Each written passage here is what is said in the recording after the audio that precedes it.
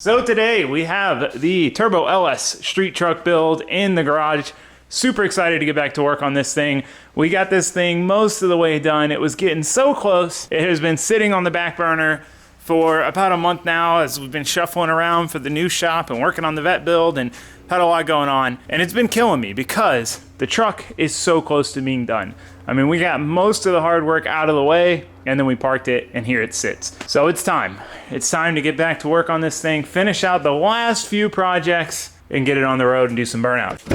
So we have the exhaust just showing here. We got that built, got that done. We got to do a little clearancing on it before we put it back on. But the main thing that needs to happen is the trans needs to go back on before the exhaust can go back on. So we have the converter. The guy that built it, it's super knowledgeable. He was able to spec out a converter that can kind of do everything we want.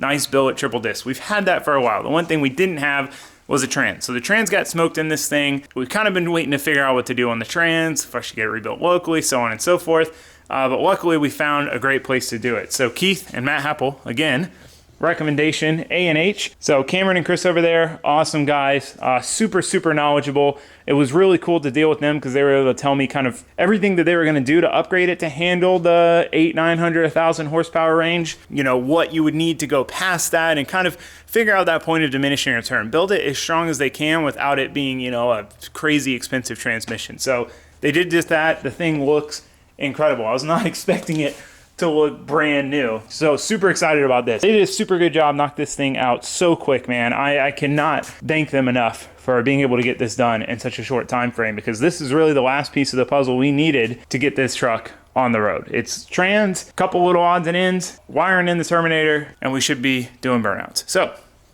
all of that jibber jabber to say, it's time to put this thing back together.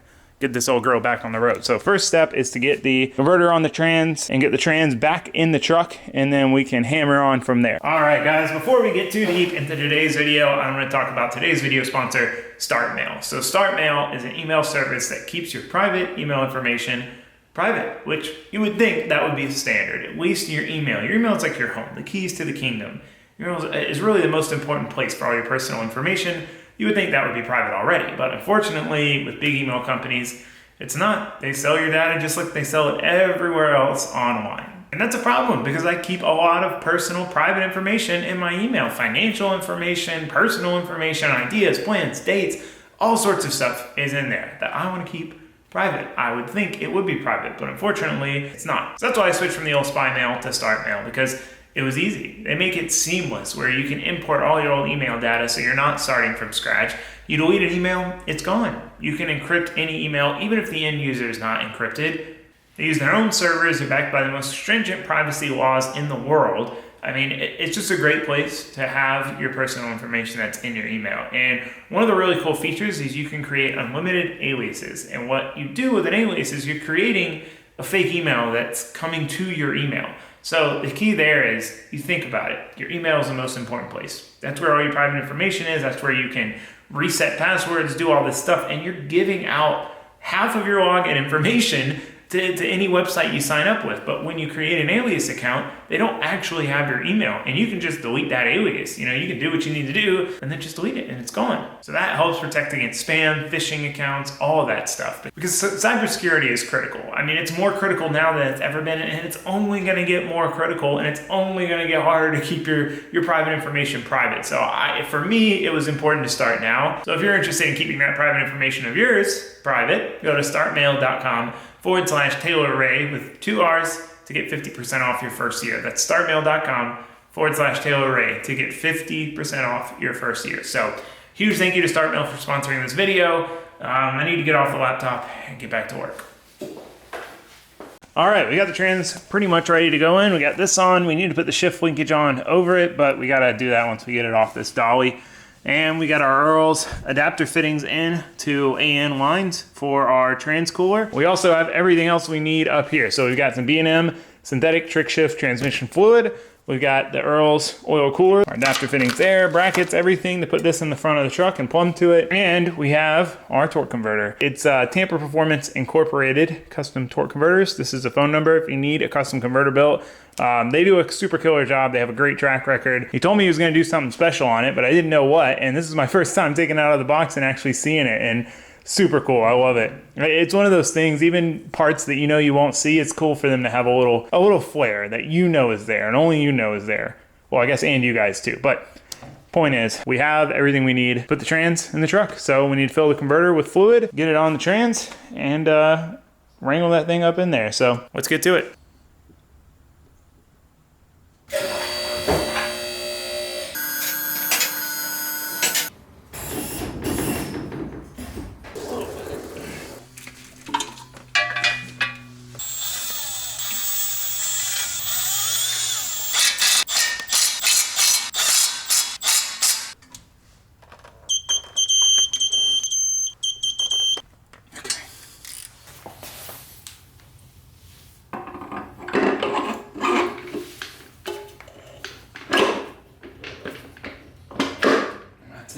I know there's 2 clicks. One of the few things I know about automatic transmissions. Look at that. She went here nice and easy.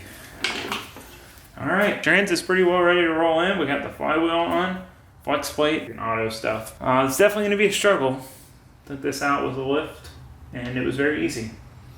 Not gonna be so much doing it without a lift, but I think we'll be all right.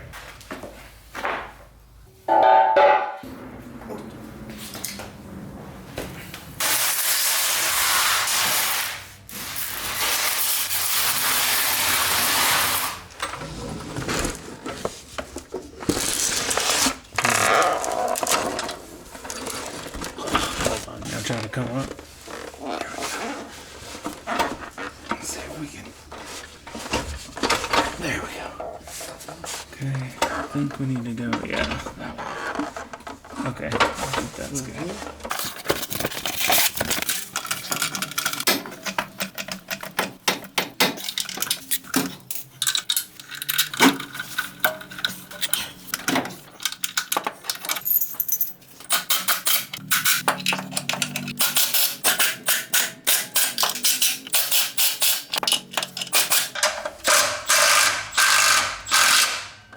That's it. Yep, there we go. Come on, baby. The jack just needed to come down. Yeah. All right, let's put the transmitter in. All right, transmission is in. Cross member bolted up. Got the bottom cover plate on. I should have painted that to match the the bell housing. Starter's in. Got to finish up the top bell housing bolts once we drop it down, but I want to go ahead and put the drive shaft in first. We need to do the exhaust as well, which I need to make a small modification to it. I just need to kind of scallop it a little bit where it goes by the frame rail so it won't hit. Probably work on that next after we get the drive shaft in. But before that, I want to shameless merch plug. We got sweaters. These things are super, super comfy. I'm afraid to get it dirty because I just got it. But garage built sweaters. So I'm a big sweater guy. I like hoodies too, but it's nice to not have a hood when you don't need a hood, or you can wear a beanie. Getting in a race car, if you have a hood, it's like all scrunched up behind your helmet. So I don't know, I like sweaters, and I've been putting off making one forever, and we finally made some. So they should be live on the site. I'll put a link down in the description, garagebuiltco.com, as well as the other merch. Go check them out if you want to support the crap we got going on. Okay, let's get back to work.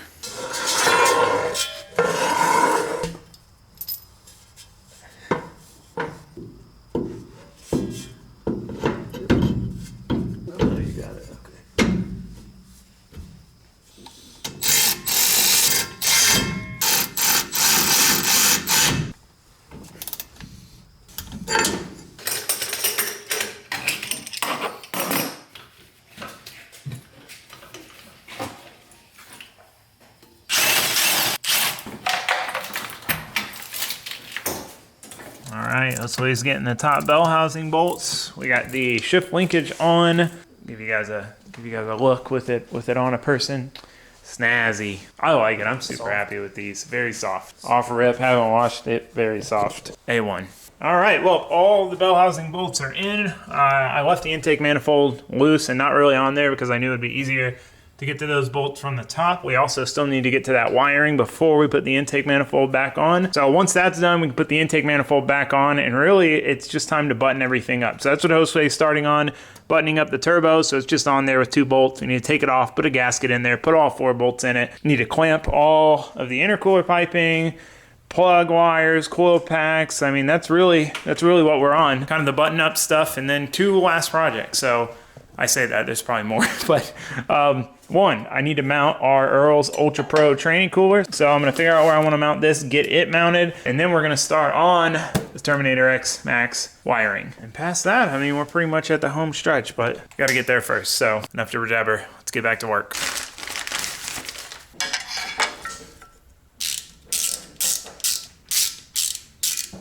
Dude, these Earl's brackets are really nice. They come with these like rubber threaded plates for you to bolt them to, and like the plate has rubber on it to isolate it. I'm normally all for making my own brackets, but this is pretty nice.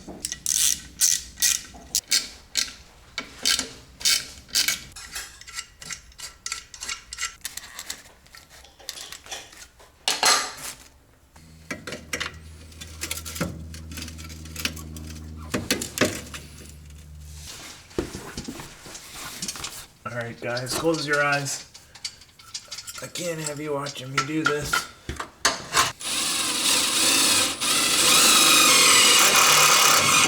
All right, Trinity cooler is mounted. It's at an angle, but the air come in here, hit basically a dam, and then come down into this. Now, I wanted to mount it straight up and down, up higher, closer to the intercooler, but that actually put it lower than if we put it here. So we'll see. If we have issues, we'll deal with that later. We can remote mount it with a fan, but this seemed like a decent spot for now. And we'd have to really bottom out to get into it. We've just already taken up a whole lot of real estate in this front end with the intercooler and big radiator and all that good stuff. Bought this Motion Raceworks drain really a while ago. I actually bought it for the Fummins, but I ended up finding my problem and it wasn't my drain tube. But these are super cool. So standard, you know, you gotta use a paper gasket that likes to leak, or you've got to RTV it, but then the RTV gets in the drain. It's kind of a big no-no. O-ring, simple, bolt it on, O-ring. I like O-rings. O-ring, all the things. Make sure it's the right bolt pattern. Yeah, it's pretty standard. It's gonna be a little tight for a fitting, but yeah, so that's why he's getting this stuff ready to go back on.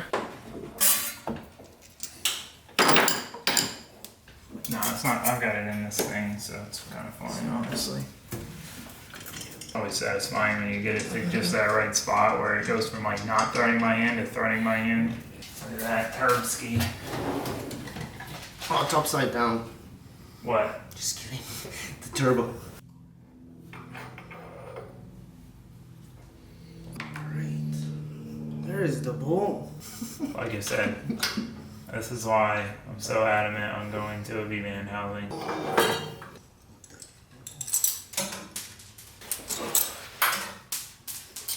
Also, I know it's lube. Alright, it's time to dive into the wiring. Let me show you what we got. Oh, I haven't even opened this yet.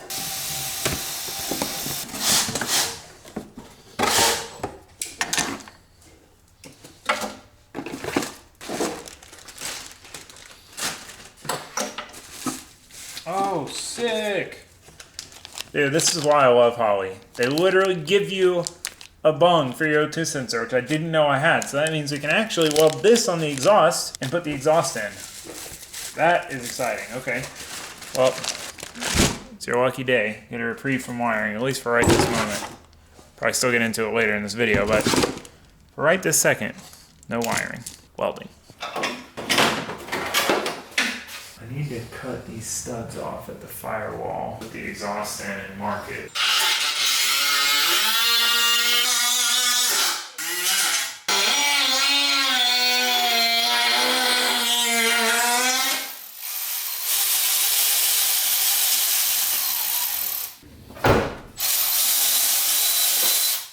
Wrong part of the exhaust.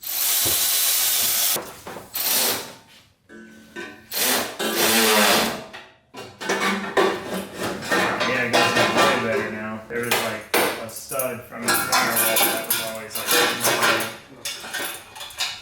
and it would just patch the V-band flange.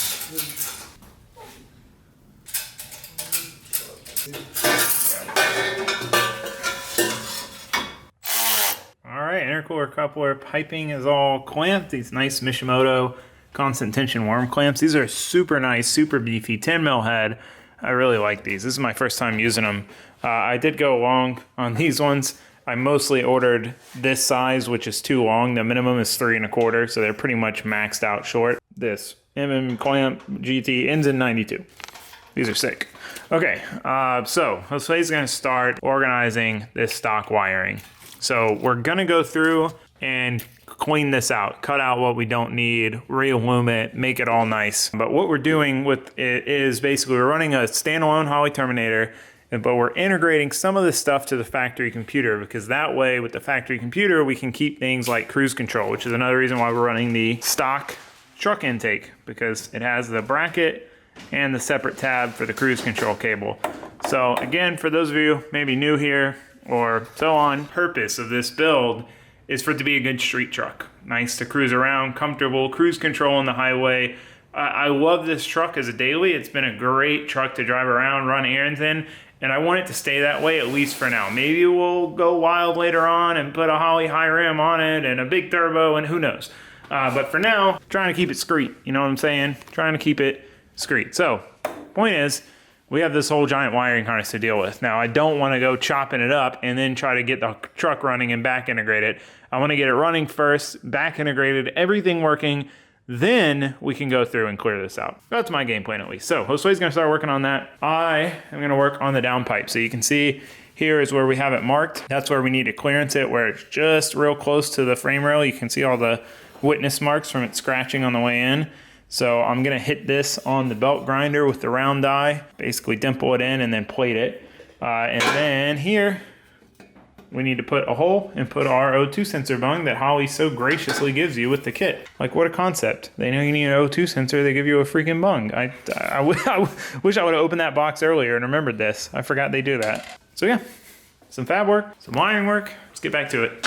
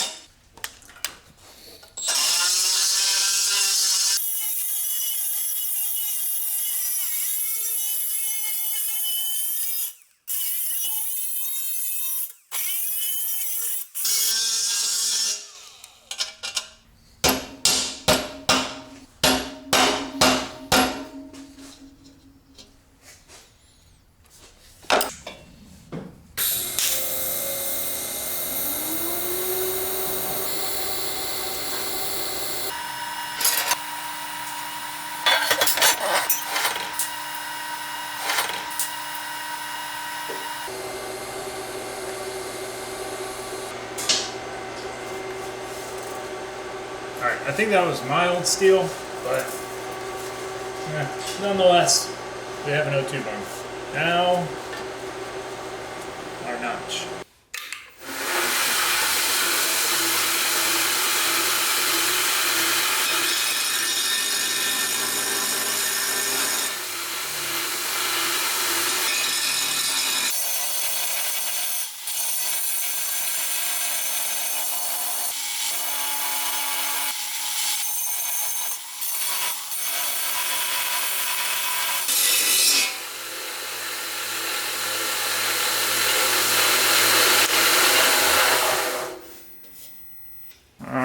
Let's see if my scallop works.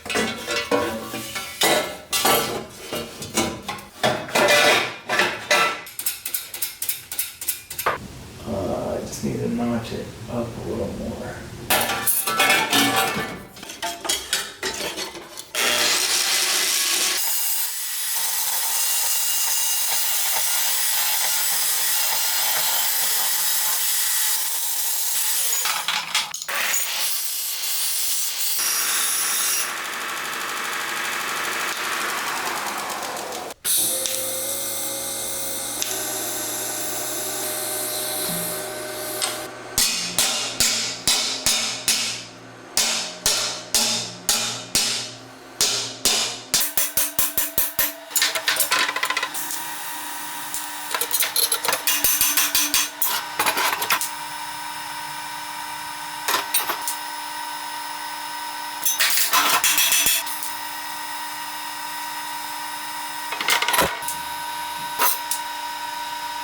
All right, got my little scallop done. Didn't turn out as nice as I wanted.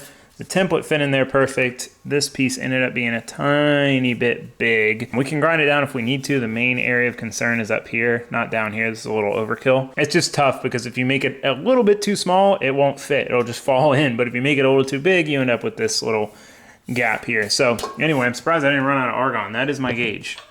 Like, the bottle is on. It's just, yeah. It's one of those things I keep forgetting until I use it. And then when I use it, I'm like, wait, I'm out. And then when I stop using it, gone out of my head until the next time I use it. All right, let's try to toss this downpipe back in. If it fits, it ships, and we can put the rest of the exhaust on for good. Hopefully for good. I shouldn't say for good, because then it won't be for good, but ideally for good.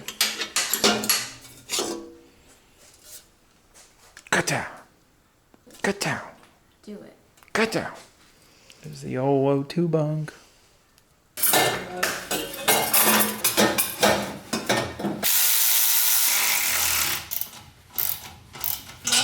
Putting the lock washer on, making it official.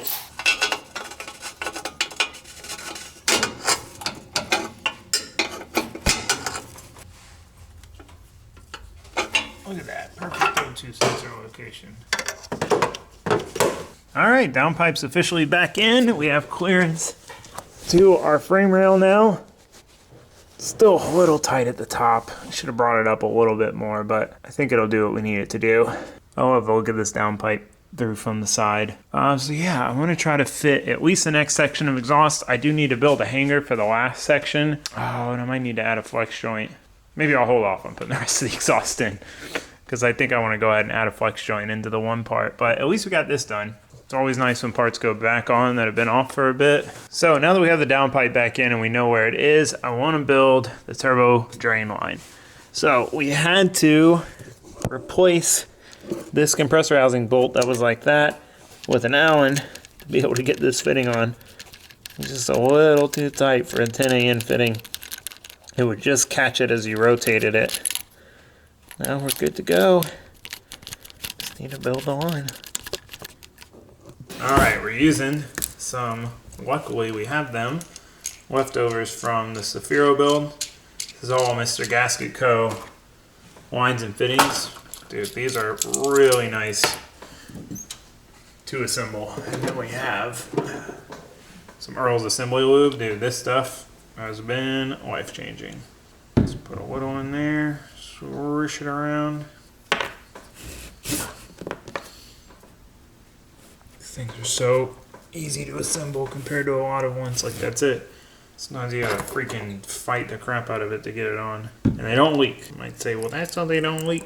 Just makes it so much faster to do this process. So when I build AN lines, I like to start with one, like go ahead and put the fitting on the line, and then even if it's a long roll like this, I'll route this whole roll and then do the next half.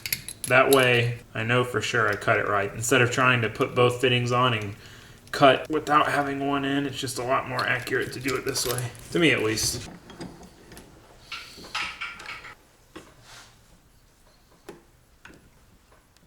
These fittings also stop always when they're clocked perfectly. The part you're threading in and the flat part. Very satisfying.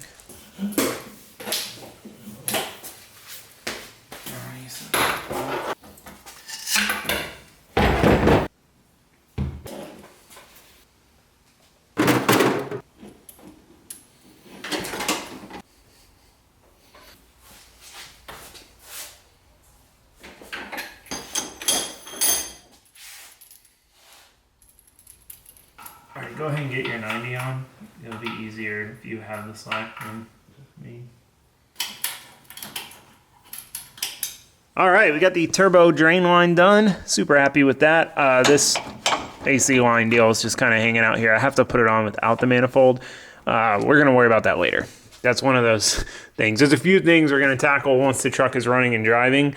It's good. It's important sometimes to not get bogged down in the details. It would be nice to do that first, but for me, I want to get the truck running and driving, kind of sort out the bugs, and then worry about doing those like little things to make it 100%. So anyway, we do not have much left. We are getting close. This is like the final push to get this truck done, and I am so excited to drive this thing again. I love this truck. It's such a good daily, and it's killed me that it's been down this whole time. So basically, turbo feed line, get the intake manifold back on. We got to put our DeechWorks fuel pump in the tank, wire up the Terminator and the Pro Dash, and fans, radiator hoses. We're close. Fluids. So this thing is super close. I'm so excited. I cannot wait to drive it. It's going to be so fun. I'm really looking forward to it. But we are out of time for tonight, so I will see you guys tomorrow. We'll probably dive into the wiring, see if we can get all that knocked out in one shot, and be about ready to fire this thing up. So hope to see you guys for that. But for now, that's going to be a wrap. Thanks for watching. Thanks for subscribing.